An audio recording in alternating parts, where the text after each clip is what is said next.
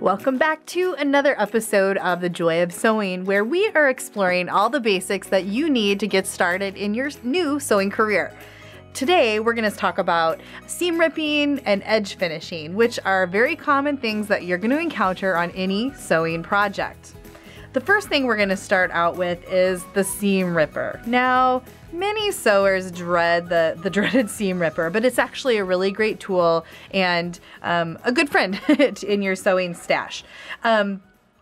We use this when we make a mistake, and don't sweat it. It's very common, especially as you're learning, that you might have to remove some stitches, and that's totally normal, and we definitely learn from our mistakes. When we use our seam ripper, there's a couple things that we need to know about. There is a very sharp point, and then there's this little ball on the bottom of the very short edge of the seam ripper. That little ball always is closest to your fabric because it's going to help prevent you from poking holes in your fabric. A few ways that we use this tool. We might pick stitches out from the top of our seam, and in our previous lesson we learned how to make basic seams. So let's go ahead and take our seam ripper and just pick a couple stitches out. You might use this in a sleeve or maybe an area where you've sewn just a little bit more than needed, and you don't really need to rip something. It's just that you might need to remove a single stitch or one or two stitches. So you would just, from the top of your fabric, put that long, sharp end underneath one of the stitches, and you're going to run that right up the base of the seam ripper, and you're going to cut the thread. Then I'm going to take that tip and I'm just going to get under the next stitch and pick that out. And if we look really closely there, we've now removed a stitch. So you can see how that's going to give us really precision and accuracy, again, in just removing a single stitch. However, sometimes we have to remove an entire seam, and it would probably take a long time to pick all those stitches out. Although I've done it because some fabrics and some situations would call for that. But we're going to open up our seam allowance here, and this could be what your project looks like. You could have something that looks like this, and you might say, oh, oops, I sewed the wrong edges of the fabric together. So a couple things that you can do. I just showed you how to pick one of the stitches out. That's actually a really great way to get started, because if we open this up, and I'm going to hold this, you can see how just because I picked a stitch on the top of the fabric, the seam is starting to unravel. What I'm going to do is pull that as flat as possible, and I'm going to stick the seam ripper into the seam with that little ball facing down. And then what's going to happen is I'm going to hold the fabric with my left hand, or your right hand, depending on if you're right or left-handed, and I'm going to run that seam ripper. And once you get it started, sometimes you can very carefully just push that down the seam, and then what that does is it breaks the threads and it pulls the seam apart. Let's flip that over. You're going to see some residue of the seams, and you've now unsewn or undone the seam that you had in your fabric. So it might seem kind of frustrating if you have to undo something that you sew, but being able to use your seam ripper correctly and without damaging your fabric is a really great skill to have, because no matter what level you are in sewing, you're going to need to use this. An alternative to the seam ripper is the blade, and I brought this out in our notions lesson or episode, and this is something that you want to practice with many times before you use this on an actual garment, but it is really good on very heavy fabrics. If you get into hemming your pants or jeans later on, this is a tool you're going to want to have. Now, unlike the very fine point of the seam ripper, you have an exposed blade, which could very easily cut your fabric. So when you use the blade, what happens is you're angling up toward yourself. You're never going away, but you're angling up. So you're actually, when you're using the blade, you're slicing those stitches. So let's go ahead and put the blade into our seam here. I'm going to get that started. And this is a really lightweight fabric, so I probably wouldn't really use a blade on this, but I just want to kind of show you what happens. So you can see how easily that ripped that open.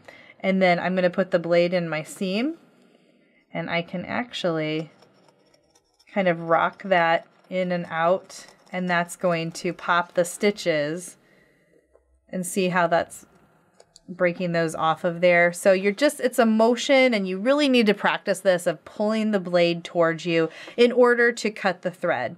And again, lighter weight fabrics, I probably wouldn't use this, but very heavy ones, I absolutely could. And you just want the smallest amount on the blade as possible. But again, that's a really great skill. Let's talk about finishing the edge of our fabrics. All right, we've got our pinking shears, which is one way that we can put a nice edge on, like here, for example, you can see the fabric is raveling. So we would want to do something if there was not a lining or something that was covering this fabric. So the pinking shears literally put a zigzag edge on the fabric. It removes all the fraying, and then now you have a nice clean finish. Years ago, before we had some of the technology and sergers and things like that, that would be a very common finish, and some beginning sewing classes still use that. Here is an example of a serged seam, and I'm just going to mention this because as you start sewing, you're going to run into this word serging, and you're going to want to know what that is. There's a special machine that puts this particular edge finish on your fabric. It cuts it the same time that it sews the stitching, and that is called a serger. We're not really going to cover that in our beginning lessons, just simply because most beginners won't have one of these. But be aware that that's something that you can aspire to and learn about as you develop your skills. On the opposite of having a serger, we can do some of the edge finishes on our actual sewing machine. When we open the lid on this machine, it has all kinds of stitches up there. And let's just run through, oh goodness, there's a couple that I really like. I love the zigzag stitch, and I actually already have this up on my machine. And you can play around with the width and the length, but basically what this will do is it will put a zigzag. Let's just stitch some of that out, just to get a feel for what that looks like. All right, so here we've got this little zigzag, and that one, and this actually is a good example in that, you know what, it's too wide for my fabric. And this is where doing a sample of your fabric and whatever edge finishing you're going to have is really important, because you can see that the fabric kind of collapsed within that zigzag. So that tells me that it's too wide for this very light fabric. So to solve that, I'm going to do a smaller width, and I might actually lengthen it just a little bit. Let's put that down here and see what that looks like. The idea behind the edge finish is that you're putting something on the edge of the fabric to help prevent the fraying and just have longevity. All right. And now I think that the width is probably good, but the length is a little long because I'm still getting a little bit of a roll inside there. So I tried a couple zigzag stitches, but this is a lighter fabric, and I'm not really 100% satisfied with how that stitch is looking on the very edge of my fabric. So I'm going to change this foot because I have a new stitch on my machine, which is going to emulate that serging. There's a little button on the back that I can push, and I'm going to pull that foot off. And this will be a good lesson in understanding that you have feet and things that you can utilize on your sewing machine. So simply by changing the little foot, it's now compatible with one of the decorative stitches on the machine. This is the mock overcast. And so we're going to put that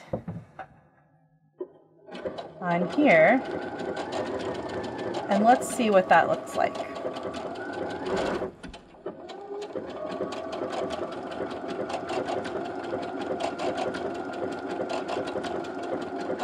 Now this one, because there's more to the stitch formation, it takes just a little bit longer to stitch out.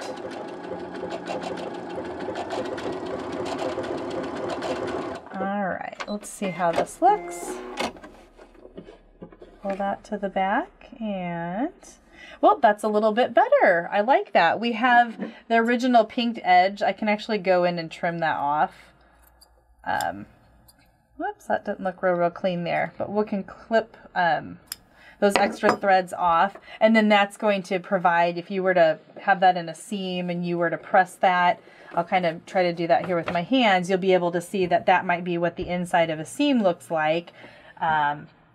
Whereas, if you had a serger, it's pretty close. And then you can go in and adjust the width, but it's, again, just a way to provide a different edge finish to your fabrics.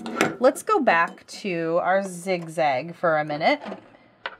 So I'm going to switch that foot and see how easy that is, just popping that off and changing that. And why that's important is because there's going to be different openings in our feet. And so some of the stitches, if they're very wide, would maybe run into the foot. So we want to make sure that we change that.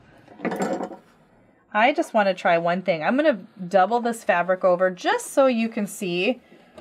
And let's go to our number 8. There we go. All right. So fabrics that are heavier or have a little more body might be able to be stable enough. All right, so see how that zigzag looks on just a little bit heavier fabric? So that just tells me that a single layer of this fabric is too light to hold that zigzag stitch on the edge. So it wasn't that the machine was doing anything wrong, it's just that I need to pick the right edge finish for my type of fabric. So it never hurts to cut some scraps of your fabric, play around with your machine. You really get a feel for what it can do and how it works with particular types of fabrics. And then that way, when you go to your actual project that you know exactly which stitch will be perfect for you.